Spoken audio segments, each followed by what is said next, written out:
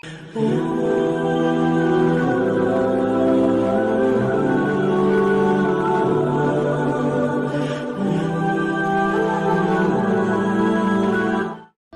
پاک فرماتی ہیں، او میرے نبی کے غلاموں، میں نے یہ رنگ بھی دیکھا ہے کہ حضور نے اتنا کھڑے رہے، اتنا قیام کیا کہ مقدس پیروں میں ورم آ گئے، سوج گئے پیر۔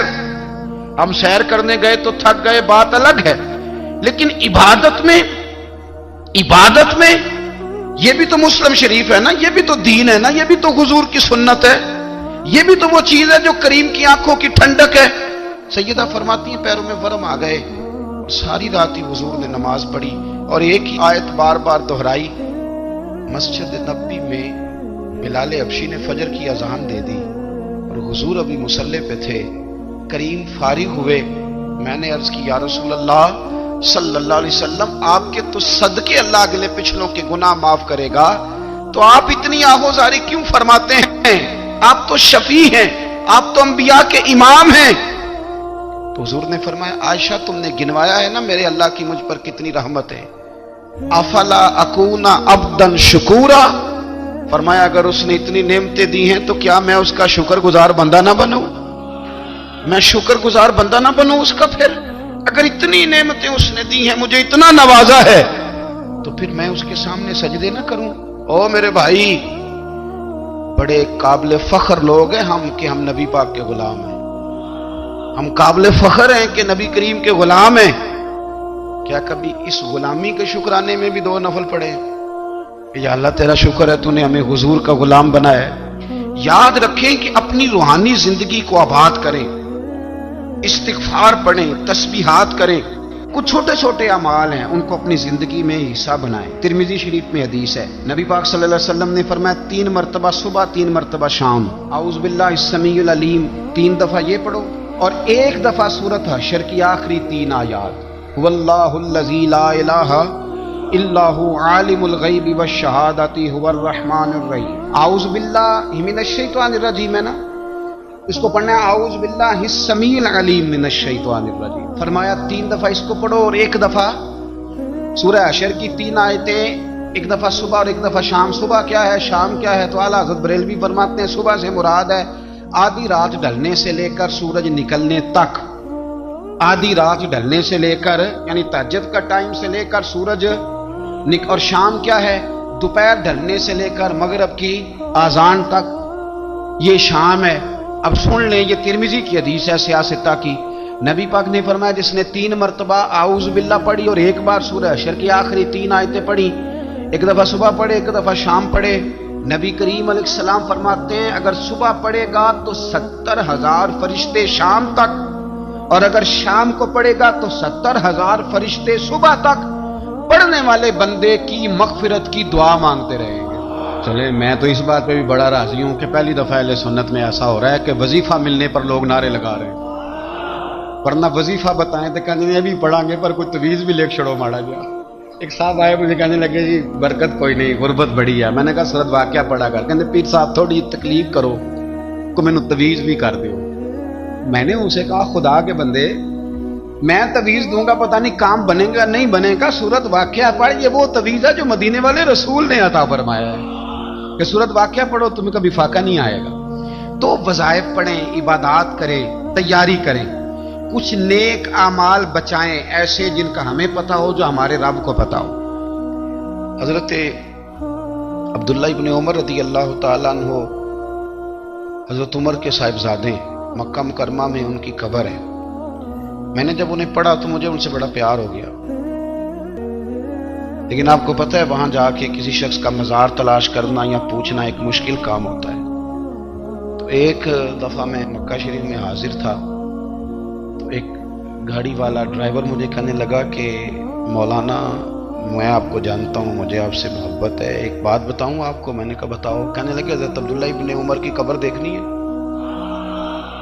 میں نے کہا یہ تو نہیں کہہ رہا، یہ کسی نے بندوبست کرایا ہے، یہ اللہ نے تیرے دل میں بات ڈالی ہے کہ ہو گیا تو لے چل مجھے۔ حضرت عبداللہ ابن عمر کو نبی پاک نے فرمایا تھا راجل صالح، یہ نیک بندہ ہے، یہ متقی آدمی، عبداللہ ابن عمر رضی اللہ تعالیٰ عنہ سیدنا فاروق اعظم رضی اللہ تعالیٰ عنہ کے صاحبزادے ہیں اور ان کی ہمشیرہ سیدہ حفصہ رضی اللہ تعالیٰ عنہ حضور کی زوجہ محترمہ ہے۔ ایک دن اپنی ہمشیرہ سے کہنے لگے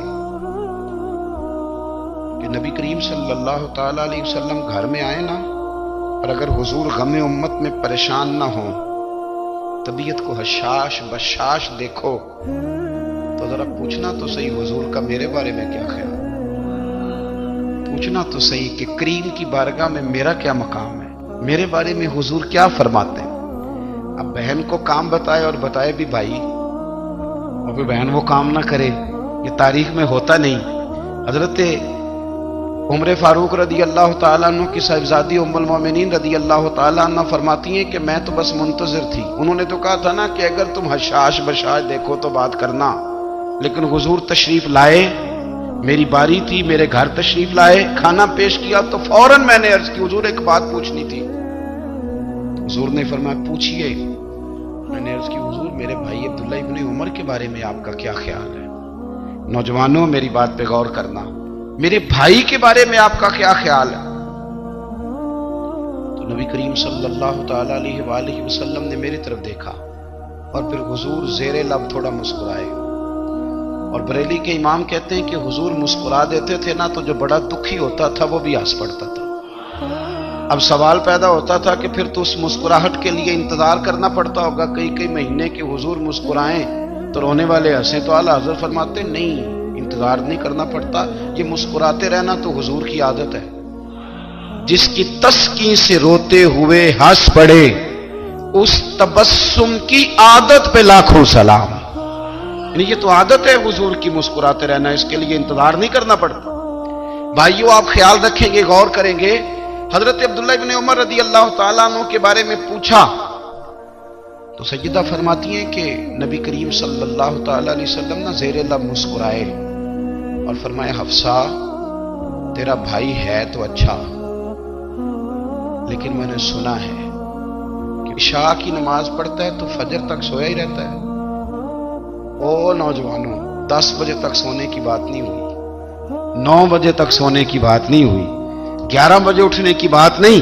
حضور فرمانے لگے میں نے سنا ہے کہ عشاء کی نماز پڑھ کے سو جاتا ہے اور فجر تک سویا ہی رہتا ہے، اسے چاہیے کہ تہجد کے وقت اٹھا کرے، اللہ کی بارگاہ میں حاضر ہوا کرے، آہوزاری کرے، سجدے کرے، عبادت کرے، اٹھتا ہے اور فجر میں جا کے اٹھتا ہے۔ حضرت جناب حفصہ رضی اللہ تعالیٰ عنہ کہتی ہے میں نے جناب عبداللہ ابن عمر کو پیغام دیا اور میں نے کہا میرے جوان بھائی سن، نبی پاک نے فرمایا ہے تو اچھا پر تہجد میں نہیں اٹھتا، نفل نہیں پڑھتا۔ او میری ملت کے جوانوں، مزہ نہیں آ جاتا جب ساری دنیا سوئی ہو، ساری دنیا، اور بستر بھی گرم ہو اور نیند بھی پورا غلبہ کر رہی ہو، اور اچانک گھنٹی بجے دماغ میں، آنکھ کھلے، گھڑی پہ نظر پڑے، 3:30 4 بجے کا پیغام گھڑی بتائے، اور کوئی چڑھتی جوانی والا اٹھ کے وضو کرے، اور جب وہ مصلی کھول کے بچھائے تو مدینے والے محبوب کہتے ہیں کہ ہر نماز پہ رب ثواب دیتا ہے، اور جو اٹھ کے تہجد کی نماز پڑھے اسے دیکھ کے تو رب مسکراتا ہے، جو اس کی شان کے لائق ہے، جو اس کی شان کے لائق، وہ مسکراتا ہے، خوش ہوتا ہے کہ میرا بندہ تہجد میں اٹھ گیا، وہ مسکراتا ہے۔ کاش ہماری صبحیں کبھی اپنے مالک کے نام ہو جائیں، کاش کہ صبح حضرت ابو الحسن رحمت اللہ تعالی علیہ حضرت معاذ ابن جبل رضی اللہ تعالیٰ عنہ کے پاس بیٹھا کرتے تھے، فرماتے ہیں ان سے جو پیار بڑھا تو پھر میرا مصلی سے بھی بڑھ گیا۔ تابعی ہیں، فرماتے ہیں صحابی رسول سے محبت ہوئی تو ذکر سے بھی ہو گئی، پھر درود شریف سے بھی ہو گئی، محبت ان سے بڑھی تو پھر اللہ نے مسجد کا پیار بھی بڑھا دیا۔ آپ فرماتے ہیں کہ میری ہر وقت طبیعت چاہتی تھی کہ بس اللہ اللہ کروں، بس اللہ اللہ کروں، بس نہ میں ذرا تھوڑی جان چھڑاؤں لوگوں سے، کوئی 10 منٹ ملے تو میں کچھ 4 نفل پڑھ لوں، میں تھوڑا سا نہ بچوں لوگوں سے، اور مجھے تسبیح ملے تو میں نہ کچھ 400-500 دفعہ استغفار پڑھوں، سبحان اللہ، الحمدللہ، اللہ اکبر، لا حول ولا قوت الا باللہ، میں نہ تسبیحات پڑھوں۔ فرماتے ہیں کہ بچے تھے گھر میں 6-7، غربت تھی، کام ملتا کوئی نہیں تھا، मैं काम चोर नहीं था, काम ढूंढता था, पर अल्लाह की कुदरत के काम नहीं मिलता था। फरमाते हैं कि मैंने एक दिन अपनी अहलिया से कहा कि आज मैं फिर जाता हूँ काम ढूंढने। तो मेरी बीवी बड़ी फर्मा बरदार थी, पर उस दिन ना गुर्बत के हाथों तंग आके कहने लगी, आज नाना कोई तू चीज लेके आया तो मुझसे बच्चों की भूख नहीं देखी जाती। सब रोगां दा रोग मुहम्मद, जिसदा नाम गरीबी, कंड बुला के लंघ जांदे नी दोस्त यार करीबी। आज ना कुछ लेके आया तो मैं बच्चे लेके चली जाऊंगी। शेख फरमाते हैं कि मैं बड़ा परेशान घर से निकला, पर मैंने सुबह से लेके जोर तक काम ढूंढा, काम मिला कोई नहीं। तो मेरे दिल में ख्याल आया, चलो काम नहीं मिलता तो अल्लाह अल्लाह तो करेगा, चलो बंदों की मजदूरी नहीं मिलती तो रब करीम की इबादत ही करते हैं। फरमाते हैं कि मैंने ना फुरात के पानी से वुजू किया, नहर के, शदीद धूप थी, साथ रेत थी और रेत तप रही थी। मैंने अपना रुमाल वहीं मुसल्ला के तौर पर बिछा लिया और फरमाते हैं कि जोर से लेकर असर तक नमाज पढ़ी, धूप भी पूरे जोर पे, पर मेरे सजदे का ज़ौक़ भी पूरे जोर पे। फरमाते हैं सूरज भी चमक रहा है और रब की इबादत का ज़ौक़ भी पूरे जोर पे। मैं सजदा करूं तो फिर मेरा उठाने को जी न चाहे। मेरे उस्ताद लिखा करते थे, ये उनका शेर है, वो कहा करते थे, मुझे सोज दे, मुझे साज दे और मुझे नीम शब का न्याज दे, दमे सजदा खुद को मैं तोड़ दूं, मुझे ऐसा ज़ौक़े नमाज दे। और मैं तेरी बहार का फूल हूं, मैं खिला भी हूं तो तेरे लिए, मुझे मेरी शाख से तोड़ ले, मुझे अपनी जुल्फ का नाज दे। भाई फरमाते हैं कि असर तक मैंने नफल पढ़े, दिल ढलने लगा, असर की नमाज पढ़ी और मैं वहां से चला। अब मैं जब निकलने लगा तो दिल में ख्याल आया कि छोटी छोटी दीवारें हैं घर की, बगैर कुछ लिए जाऊंगा तो बीवी दूर से देखेगी तो शोर करेगी कि फिर खाली हाथ आ गया है। कहते मैंने अपने उसी रुमाल में जिस पे मैंने नमाज पढ़ी थी ना, रुमाल में की आखी दे पंजाबी जी साफा कहते हैं, उसी में ना मैंने कुछ रेत भर ली कि वो दूर से देखेगी तो समझेगी कुछ लेके आया है, चलो जाके उसे बता दूंगा कि आज फिर मजदूरी नहीं मिली। कहते हैं वो रेत लेकर जब मैं घर में गया तो पहले बीवी दरवाजे पे खड़ी होती थी, पूछती थी खाली हाथ आ गए हो? आज मैंने देखा तो है ही कोई नहीं। फरमाते हैं मैं अंदर दाखिल हुआ, सलाम लिए, कोने में मैंने वो रुमाल रख दिया और मैंने आवाज दी कि भली मानस कहां हो? तो वो कहने लगी आप मुंह हाथ धो ले, मैं रोटी लेके आई। मैंने कहा रोटी कहां से आ गई? यहां तो कई दिनों के फाके, तो कई दिनों की गुर्बत है, यहां तो इस घर में तो फकीरी है। फरमाते हैं कि वो रोटी लेके आई और उस वक्त की जो मौजूदा नेमतें थी, समझ ले सलाद, अचार, हर चीज साथ लाई। मैंने कहा कि बच्चे कहां गए? कहने लगी वो खाना खा के खेलने गए, आप खाना खा लें आ जाते। खाना उसने चुन दिया। मैंने हैरत अंगेज लहजे में सारी नेमतें अपने दस्तरखान पे देख करके बीवी से पूछा ये कहां से आया खाना? बच्चों को तूने कहां से खाना खिलाया? ये सारा कुछ कैसा है? कहने लगी पता नहीं आज आप किस करीम की मजदूरी करने चले गए थे, पता नहीं किस करीम की, मेरे घर में तो इतनी नेमतें आई हैं कि मुझसे संभाली नहीं जा रही, इतना अनाज है, इतना गंदुम है, किस करीम के दरवाजे आज चले गए थे? ये कहते कहते वो उठी और उठ करके कहने लगी पहले बड़ा कुछ आया था, अब क्या ले आए हो? और जा करके ना उसने वो रेत वाला रुमाल खोला, कहने लगे मैं तो लेके आया था रेत, तो मेरे रब ने उसे भी सोने और हीरे बना दिया था। जब आपकी तवज्जो अल्लाह की जानी, मेरे नबी पाक सल्लल्लाहु ताला अलैहि वसल्लम ने फरमाया हर चीज अपने रब से मांग, हर चीज मांग, हर चीज मांग। या रसूलल्लाह क्या कुछ? मेरे महबूब ने फरमाया तेरे घर में नमक भी खत्म हो जाए तो वो भी अपने रब से मांगा कर, तू मांगना वो तुझे देगा, तू उसकी बारगाह में कशकोले तलब दराज तो करना।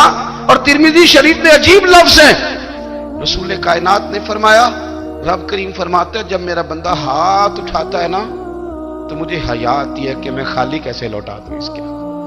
इतने बड़े बादशाह की बारगाह में, ओ भाई लोगों से इज्जतें तलाश करते हो तो वो क्या तुम्हें इज्जत देंगे? वो तो कल अच्छा कहते हैं परसों बुरा कहने लग जाते हैं। लोगों के सामने गुड बुक में आना चाहोगे तो वो तो सवेरे तुम्हारे बारे में कुछ कहेंगे, शाम कुछ और कहेंगे। अपनी रूहानी जिंदगी आबाद करें, अपने मुसल्ले को वक्त दें और दुनिया से छुप कर, इस मोबाइल को बंद करके और अपने आप से भी छुप के اور تنہا ہو کے چھپا کے سارا کچھ اپنے آنسو اپنے رب کی بارگاہ میں پیش کریں، اس کے حضور حاضری دیں۔ سنو نا ترمذی کی حدیث، اور اسے یاد رکھنا، نبی پاک علیہ السلام نے فرمایا اپنے دکھ لوگوں کے سامنے نہ بیان کرنا، سیٹھوں نوابوں کو نہ بتاتے پھرنا، دنیا داروں کے سامنے جا کے نہ رونا کہ میں تکلیف میں ہوں۔ فرمایا اگر دنیا داروں کو دکھ بتاؤ گے رب تمہیں کبھی غنی نہیں کرے گا، اور لوگ ہیں کہ الٹا مذاق اڑائیں گے۔ آپ کی جس سے بڑی پکی یاری ہے نا، پکی، وہ تب تک پکی ہے جب تک آپ نے 50,000 مانگا نہیں، اور جس وقت آپ نے کہہ دیا کہ میں مجبور ہوں میری مدد کر، تو پھر ختم ہو گئی دوستی۔ لوگوں کی تعلقات آپ کے ساتھ تب تک ہیں جب تک آپ ان سے کوئی ضرورت وابستہ نہیں کرتے۔ کریم محبوب فرمانے لگے بندوں کے سامنے دکھ نہ بیان کرنا، اللہ تجھے کبھی غنی نہیں کرے گا، تو اپنے دکھ اپنے رب کو بتا، تو دعائیں مانگ، تو اس کی بارگاہ میں حاضر ہو، تو اس کے حضور عرض کر۔ فرمایا اپنے دکھ اپنے رب کو بتا، وہ جلدی کرے یا دیر سے کرے تجھے ساری دنیا سے بے نیاز کر دے گا، تجھے کسی کا محتاج نہیں رہنے دے گا۔ اپنے مسلح کو، اپنی دعاؤں، ایک بزرگ فرماتے ہیں میں نے دعا مانگنے کا طریقہ اپنی بیوی سے سیکھا۔ دعا مانگنے کا طریقہ اپنی، سیکھنے والے تو اپنے بچوں سے بھی سیکھ لیتے ہیں، سیکھنے والے تو ہر ایک سے سیکھتے ہیں۔ وہ کہتے ہیں میں نے دعا مانگنے کا سلیقہ اپنی بیوی سے سیکھا ہے۔ حضرت وہ کس طرح؟ فرمانے لگے میری بیوی نے نا مجھے کوئی کام بتایا، کچھ پیسوں کی ضرورت کے لیے کہا، تو میں نے اسے کہا کہ بھئی ابھی میرے پاس نہیں ہے، کچھ دنوں میں آتے ہیں تو میں دے دوں گا۔ عورتوں کی عادت ہوتی ہے وہ بار بار یاد کراتی ہیں، 2-4 دنوں کے بعد پھر اس نے کہا حضرت وہ میں نے کہا تھا کچھ پیسے، میں نے اسے کہا کہ ابھی میرے پاس نہیں ہے، کچھ دنوں میں ملتے ہیں تو میں تمہیں دے دوں گا۔ اس نے کچھ دنوں کے بعد پھر کہا حضور وہ میں نے کچھ پیسے کہے تھے۔ فرماتے میں نے ڈانٹ دیا، میں نے کہا کہ کیا تو روز مجھے شرمندہ کرتی ہے، کہا نا میرے پاس نہیں ہے، ہوں گے تو دے دوں گا، تو روز یاد کراتی ہے۔ فرماتے ہیں اس نے پہلے تو میری ڈانٹ کو سہا، پھر میرے سخت جملوں نے اس کی آنکھوں میں آنسو پیدا کر دیے، پھر اس نے اپنے آنچل میں اپنے اس دکھ کو سمیٹا، اور پھر اس نے ایک جملہ کہا تو میں رو پڑا، اور مجھے اپنے رب سے مانگنے کا طریقہ آ گیا۔ مجھے کہنے لگی حضرت جی آپ نے ڈانٹ دیا، میں نے سہ لیا، پر آپ ہی میرے شوہر ہیں، بتائیں نا آپ سے نہ کہوں تو میں کس سے جا کے کہوں۔ فرماتے ہیں میں رو پڑا، اور میں کھل کے رویا، اور میں تڑپ کے رویا، اور پھر میری سسکیاں بند گئیں۔ تو مجھے کہنے لگی آپ کو کیا ہوا؟ میں نے کہا مجھے بھی دعا مانگنی آ گئی ہے، جب میں اسے کہوں گا نا اللہ تو ہی میرا رب ہے، میں تجھ سے نہ کہوں تو میں کس سے جا کے کہوں؟ میں کیوں کسی بندے سے سوال کروں؟ میں کیوں کسی دنیا دار سے کہوں؟ میں تیرے بندوں کا، نیک بندوں کا وسیلہ لے کے، تیرے محبوب کی غلامی لے کے تیری بارگاہ میں آیا، تجھ سے نہ مانگوں تو کس سے مانگوں؟ سمجھ آ گئی ہے جب میں اس رنگ میں مانگوں گا تو پھر رب میرے اوپر بڑا ہی فضل فرمائے گا، وہ میرے اوپر بڑی رحمت کرے گا، وہ میرے لیے آسانیاں کرے گا۔ عزیز دوستو، ہم اس طرح کرنے لگ گئے ہیں کہ ہم نے نا اپنے تعلقات پر اعتماد کرنا شروع کر دیا ہے۔ میرے تعلقات بہت ہیں، ہم نے اپنی دولت پر اعتماد کرنا شروع کر دیا ہے، میرے پاس دولت بہت ہے۔ ہم نے اپنے علم پر، اپنی شہرت پر اعتماد کرنا شروع کر دیا ہے کہ میرے پاس فلاں چیز بہت ہے۔ یاد رکھنا جب بے نیاز اپنی صفت بے نیازی دکھاتا ہے تو بڑی بڑی دولتوں والے مجبور نظر آتے ہیں۔ بھائیو جب انسان کا رشتہ اپنے مالک کے ساتھ ہوتا ہے پھر تو غم بھی کچھ نہیں کہتے، پریشانیاں بھی کچھ نہیں کہتی، پھر تو زندگی صبر والی، پھر تو زندگی توکل والی، پھر تو زندگی بھروسے والی، پھر انسان اپنے آپ کو رسوا نہیں کرتا، دنیا داروں سے امیدیں اس کی ختم ہو جاتی، امیدیں اللہ رسول سے لگا لیتا ہے، مضبوط ہو جاتا ہے، مضبوط، طاقتور ہو جاتا ہے، خوددار ہو جاتا ہے، باوقار باعزت ہو جاتا ہے۔ حضرت بہلول دانا رحمت اللہ علیہ بیٹھے تھے تو ہارون رشید حج کر کے آ رہا تھا، تو رستے میں حضرت شیخ سے ملاقات ہو گئی، تو السلام علیکم کے بعد کہنے لگا حضور کوئی حکم ہو تو بتائیے گا۔ تو حضرت بہلول دانا فرمانے لگے تیرا رب کون ہے؟ اس نے کہا اللہ۔ تو فرمایا میرا کون ہے؟ کہا اللہ۔ فرمانے لگے تو بڑا ہی بیوقوف ہے، کیا تو یہ سمجھتا ہے کہ رب ہارون رشید کو تو دے گا اور بہلول دانا کو بھول جائے گا؟